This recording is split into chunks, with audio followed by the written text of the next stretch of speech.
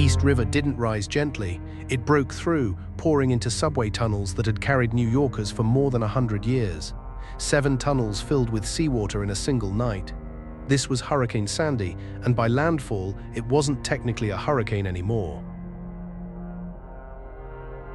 It began as a tropical wave in the western Caribbean Sea, and within 2 days became a hurricane, crossing the coast near Kingston, Jamaica, and cutting power to 70% of the island.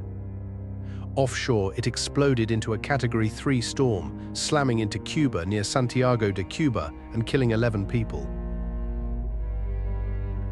8 days out, a European model made an unlikely call. Sandy would turn sharply west into New Jersey instead of curving out to sea like most hurricanes. American forecasters confirmed that path. 4 days later, by landfall, Sandy had become the largest Atlantic hurricane ever recorded, with tropical storm-force winds spanning 1,150 miles. On October 29th, Sandy made landfall near Brigantine, New Jersey, its pressure down to 940 millibars, a record low across the Northeast.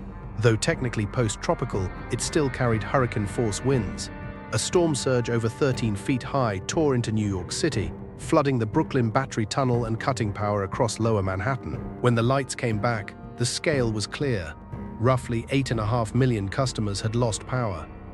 Damage in the United States reached $65 billion, and 71 people died across 9 states. Transit officials called it the worst disaster in the subway's 108-year history. The same tunnels flooded that first night.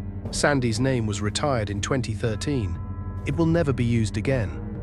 17 months after the storm, people displaced from rental units on Long Island were still waiting on housing aid. Scientists argue how much of Sandy's fury came from a warming planet. The next storm won't wait for that argument to finish.